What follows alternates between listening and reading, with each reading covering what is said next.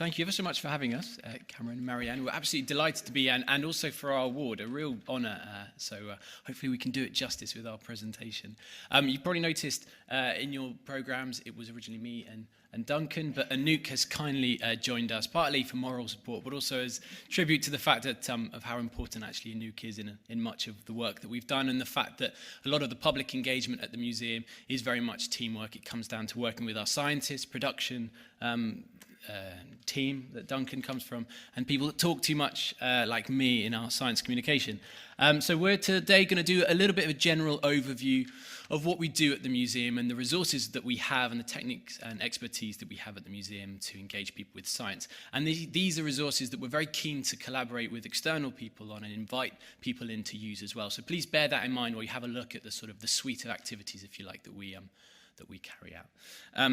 So the museum itself, he's gone now actually, Dippy, but since we've taken a while ago, has got 80 million specimens and around 300 scientists working there, 200 years of history. So it's chock-a-block full of stories, and that's stories on evolution and origins of our past, but also very much of the present challenges that we face and challenges that we face in the future. Things like loss of biodiversity, climate change, sustainability, and it also includes neglected tropical diseases. Now, the challenges that we face are basically deciding how we tell those stories, what stories we're going to tell, who is going to tell those stories, and who we're going to tell those stories to. They're the things that we're always thinking about. And deciding the approach and deciding how we go about and answer those questions is often determined by the desired outcomes. And if we take neglected tropical diseases as an example, and thank you, Anouk, for providing us with this information, it largely comes down to education and awareness, and that's improving initially the understanding of the biology and life cycle of the organisms involved in these neglected tropical diseases, to ultimately create a better understanding of transmission, empower those local people working on disease control, and also importantly clarify the dangers of the disease and challenges in controlling the disease, particularly in countries like the UK that are important donors and aid givers. And the approach that we tend to use at the museum is actually getting the scientists and facilitating the scientists to tell those stories themselves in their own voice, facilitating trust as much as possible. And there's various ways that we go about doing that. One is actually face-to-face in the countries where the diseases are prevalent. This, I believe, is Zanzibar, the ZEST project that has been very successful, directly speaking and engaging with people there. Another way is actually engaging face-to-face with people in our museum. This is our Nature Live facility, which is essentially a studio where we interview scientists in front of the audience, and we encourage engagement and dialogue from the general public and create an informal setting where they can question our scientists. This is one of our research, our PhD students, Tom Pennant's talking about his research on schistosomiasis. We also bring our scientists out in front of the public on our galleries and bring our specimens with them as well. A very successful example of this last year was Parasites Day, which was the challenge of making a family-friendly festival about parasites, including diseases, which I think we just about got away with. And one of the reasons is because we had a huge number of scientists that were willing to throw themselves into it. We had around 20 scientists from the museum actually out talking about science, 20 collaborators and externals that came in and joined us. And we got very creative with the ways that we actually talked about our science, trying to celebrate parasites because they do make up a large number of our natural history, but also talk about obviously the neglected tropical diseases that they're associated with. So we had pipe cleaner mosquitoes that were being created by the London School of Hygiene and Tropical Medicine. The Schistosomiasis Control Initiative came in as well.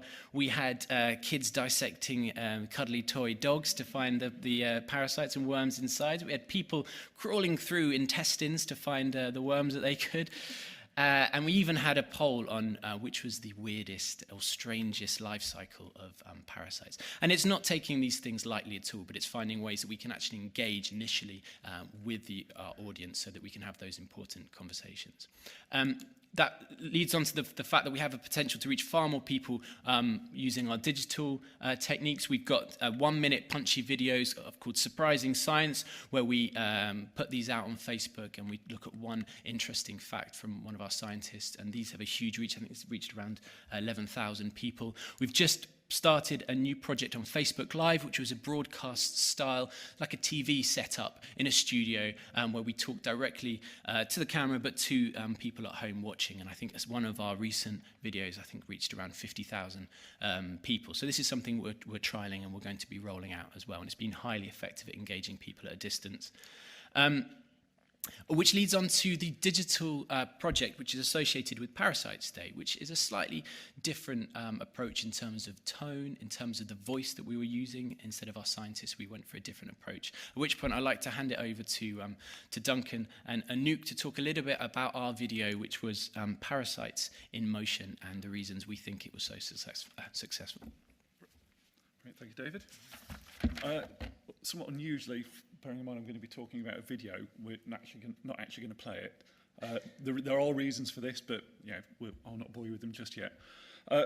Basically, it is available on YouTube. It is available on YouTube and on the festival website. We had a basic premise for Parasite Day, which was to produce digital content that was accessible to parents and children alike, essentially. And we came up with the idea of trying to explain schistosomiasis, its life cycle, and what is being done about it in the world, and trying to explain it in a simple way, which, as has been explored previously, it's not that simple. And again, we don't want to be scientifically incorrect, but we do want to be simple. We took the point of view that actually stop motion and fuzzy felts is a very accessible way to present something. You can present something that's kind of fairly hideous looking in a very friendly way. So we start off, we knew we wanted to do stop motion. The script, and I have to mention my colleague Kate Hazelhurst, who's no longer at the museum, who kind of is my other half in this project. I'm more of the person who did the making and the doing. She was more ideas. But she came up with the script, worked, I think, with Anouk and your team to make sure that it was accurate. Give you a little bit more context as well. They asked me on Wednesday if we could do a stop motion for World Parasite Day. World Parasite Day was the following Tuesday. So this was made in 5 days. There's about 1,500 individual shots in it. There was a lot of learning that went on. We took the idea of it being naive. So we've already got the fuzzy felts. We've made them. That's very much the royal we. They were made. We used a child voiceover. And again, it was about making it accessible and kind of creating a feeling around it. The music we used also was an edited kind of lullaby. It all kind of makes it feel, I suppose, very simple. We did learn a lot. I mean, I learned several things about stills cameras and zoom lenses that, again, we used a lot of gaffer tape to hold things down. And you really need to be certain that you've finished filming before you move all the pieces. That's the only other thing I'll say. But for the museum, this was quite interesting as well, because this was truly a collaborative process. But the museum can work, like a lot of places, in lots of little silos, and kind of people have experience and knowledge that never really comes together. But this kind of had people from 5 or 6 different teams all working on it at various points in just a really open, brilliant way, with the idea of getting a good product out kind of on time and on message. And again, it was very much focused on the museum. So, we've talked about museum scientists in it, for instance. Sorry, just have a look more at my notes. Yeah, so quick. Really, I suppose the testament to this for me is I played this to my children kind of in May, around World Parasites Day. Didn't think much more of it. And then a few months later, I was talking to my youngest daughter, who was 8 at the time, and saying that I had to do some more work on this. And she'd watched it once, and we then had a conversation about the life cycle of schistosomiasis, in which she told me what the life cycle was. She did get schistosomiasis right. She was a bit tricky on Siccaria and Miracidia, but she knew what it was. And so for me to know that she'd kind of understood the life cycle and what was being done, she told me what was being done, I thought was brilliant, and a very proud moment. And it kind of moves on to now, kind of really Anouk, and kind of where we are with it now. Mm-hmm.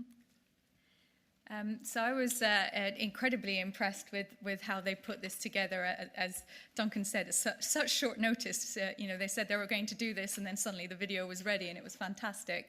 And when we made it, as I mentioned before, for Parasites Day, they made it. I didn't make it. And when I was looking at it, I was thinking, my God, this is such a great resource. I had shown it to, I was in Tanzania at the time when Parasites Day was taking place, and I'd shown it to my colleagues in Tanzania to see what they thought about it, and they said, this is brilliant. They should make this available to us in Tanzania. They should show it in schools in Tanzania and things like that. And I started me thinking on, well, can we make it more available to people who aren't in London or who aren't in a UK audience, who aren't an English-speaking audience as well? I then came back and caused a lot of headaches to Duncan by saying, you know, can we change the wording slightly so it's not so much a museum focus and mention more about it being a global collaborative effort with scientists and with health workers and with NGOs.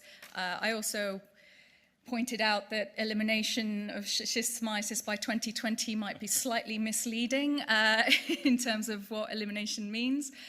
So we've been tweaking it. And then I also said, can we get it translated into different languages? Can we have subtitles added?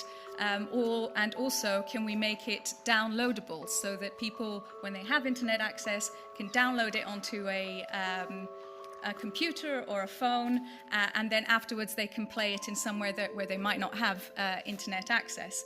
And this is everything that actually Duncan has been doing, and I'm sure I've created quite a nightmare for him. But we've had to be very careful in the choice of words that we're using as well in the different languages. We now have it subtitled in French and... If I just jump in quickly, this is still the original film. All of this text, which it seems to have stopped halfway through, all of the text I've replaced in post-production to be French for West Africa and French-speaking nations. So it will go out as a resource for that as well. And it is a nightmare. Sorry.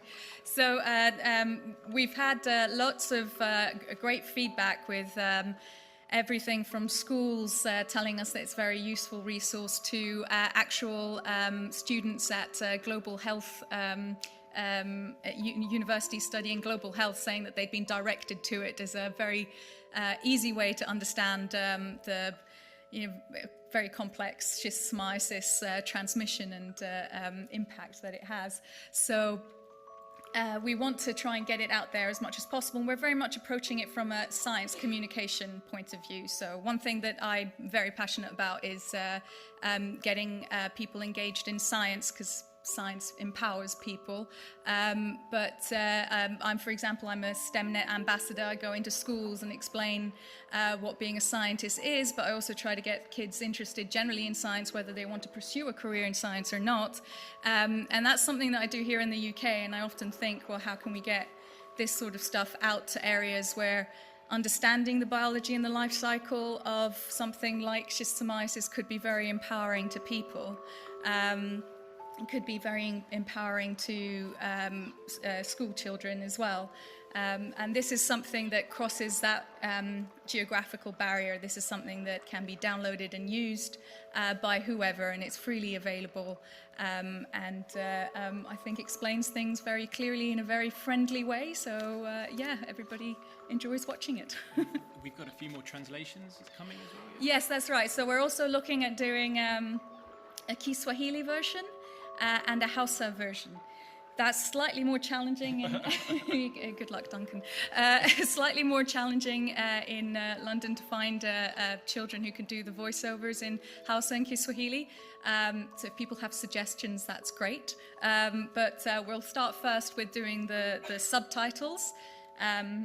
Which I was going to say is easier, but Duncan might not agree with that. But then we will hopefully have Kiswahili, French, Hausa versions out there for people to use, and perhaps also Spanish and others. So, yeah. Great. And if you are interested in some of the resources we've looked at and talked about and ways you can work with us, please come and find us in the coffee break or after are happy to talk to you. You should also know that Duncan had his wisdom tooth taken out yesterday, so I think he's done a rather good job.